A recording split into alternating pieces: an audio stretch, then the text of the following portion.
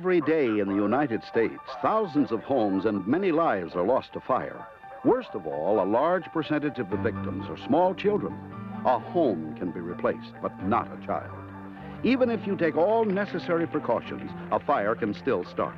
And although the fire department can respond to a fire faster and more efficiently today than ever before, it is up to you to practice fire safety, to know how to get you and your family quickly and safely out of the house.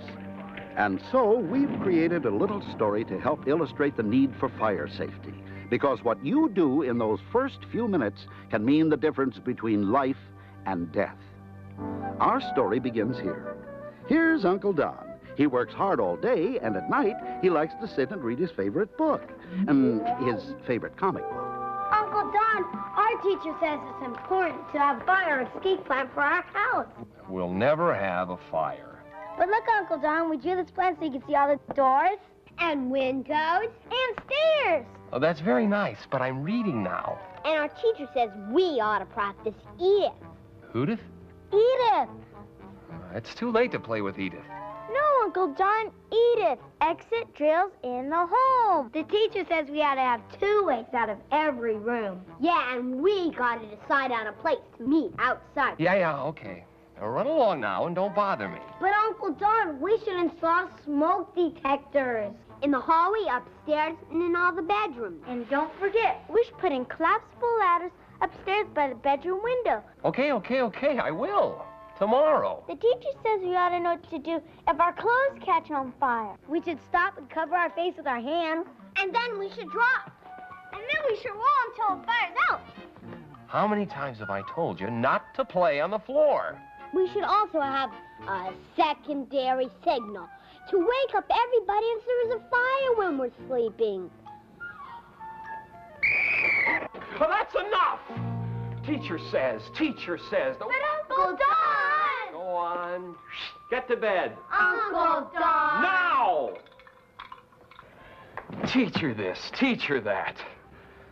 Fire. We never have one. Those kids. You're not doing right with the kids, Buster. You're not doing right with the kids. I said you're not doing right with the kids, Buster. Hey, look at this. He didn't pay any attention at all. Wouldn't even look at the plan. And the signal. I gotta straighten him out.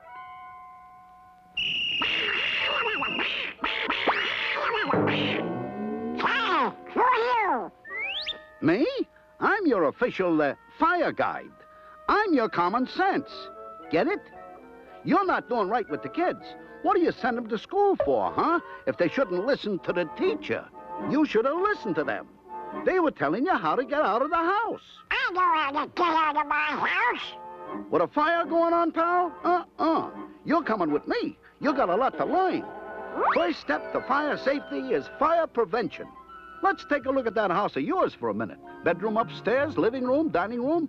Wait a second. We have a problem. You don't have smoke detectors. You gotta have them. Put one in each bedroom and one in the hallway upstairs there. The sound will warn you. You'll be prepared if you have a fire. Okay. Remember that old frayed lamp cord you kept saying you were going to replace but never did? Just suppose that the bare wire's touched. That could cause a spark that could get hot enough to start the rug smoldering, might even work up onto the overstuffed chair. This could smolder for a long time. No flames, but a lot of smoke that has poisonous gases in it. Believe it or not, that smoke is what kills more people than anything else in fire. Hot air makes the smoke rise, so the stairway takes it right up to the second floor. But any house is like a big box with a lid on it. So it fills up with smoke from the top down, even in a one-story house. All right, now we'll put you in bed asleep and take a look at what can happen. Oh, look at that. You left the bedroom door open like you always do, so the smoke comes right in from the hall, starts to fill up the room. Like I said, it fills up from the ceiling down, so the top half of the room can get plenty thick in no time. You jump out of bed, smack into it, and bango! A little matter of carbon monoxide, buddy. One of those gases that's mixed in with the smoke. You can't see it, you can't smell it, but it's there. And sometimes just a couple of whiffs can make you groggy, even knock you out. A couple of more whiffs, it could be all over. Matter of fact, the majority of all fire victims die without even having seen the flames. All right, let's say you got out of that one. You had the door closed. Now, a plain old ordinary door can keep out most of the heat and flames for as much as 15, maybe 20 minutes. That's if the door is closed. Naturally, you ought to use normal exits like a door when you can, but always feel it first. If it's hot, you never... Don't open it! This time it's superheated air. One breath and it's curtains again. Hold it. Come on back. Let's say you got out of that one, too. You still got a big problem. Time. There's not much left. The temperature can go up to 1,000 degrees in 3 or 4 minutes where you are, because that super hot air is really pouring in. There are still no flames, but the whole room could go up at any second. Quick, close the door. That'll help keep the heat out. But now what do you do, huh? You do something like trying to save the banjo or Grandpa's picture. Forget them. You gotta get out. Fast. Hey, don't panic. Use the window. Right. That's the only way out, but don't forget, you're on the 2nd floor. Okay, you got the message now? Don't take chances. You're not going to let anything happen to you or the kids because you didn't have a fire plan. You gotta have a plan, Pops, a plan. Well, don't just sit there. Do as I tell you. Get the plan the kids made. Pin it up on the wall where everybody can see it. Make notes about the things that have got to be fixed and replaced around the house. Like that old frayed lamp cord or any other electrical wiring that can be a fire hazard. Put in a connecting door in the room that only opens into the hall. The screens and storm windows, can the kids get them off easily? Make sure the windows open easily, too. Did you put in those collapsible ladders by all the bedroom windows? Okay, you got a smoke detector in each of the bedrooms, too?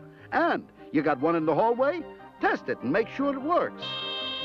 You're doing great. Now get everybody together, talk it over so they all know what to do, and make sure that the kids know not to hide under the bed or in the closet. Kids do that sometimes when they're scared, you know. Okay, now start the Edith drill with the kids in bed. After all, the most dangerous time is when everybody is asleep. Now you go to your bedroom and sound the alarm.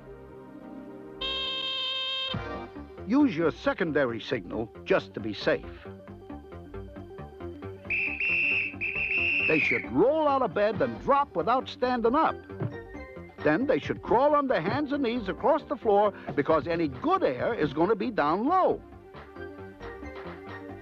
Tell them to feel the door first, and if it's hot, don't open it. Now they got to go to the alternate exit, the window. Right. Use the collapsible ladder. And go. Okay, now you, pal. Use the secondary escape from your room. Now go around and help the kids down. And you're out, safe and sound.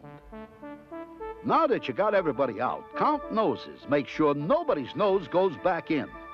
Here's where you should all go to a neighbor's phone and call for help as fast as you can. That's it, Pops. You're prepared in case of a fire. Nice going, Uncle Don. Yeah, now we have a plan. That's right. And we should practice the Gertrude drill. Uncle Don. Huh? That's the Edith drill. Exit drills in the home. Right. Well, we should practice the Edith drill at least once a month. Someday it might not be a drill. It might be real. Suppose our house were different. Maybe a one-story house. And you couldn't figure out how to make a plan. Well, I'd ask you guys. Thanks to your teacher, you're 3 fire experts now. What if you didn't have us guys? Well, I'd call the local fire department. I'm sure they'd be glad to help. Why, they'd even come out here and help me inspect the house. Now you're thinking. I'm thinking fire safety, thanks to you. Uncle Don, who are you talking to? Wait, well, you mean you don't hear? Oh, well, I was just...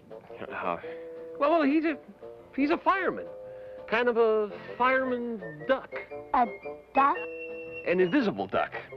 Invisible duck? An invisible duck. See? I told you. Some people are so hard to convince.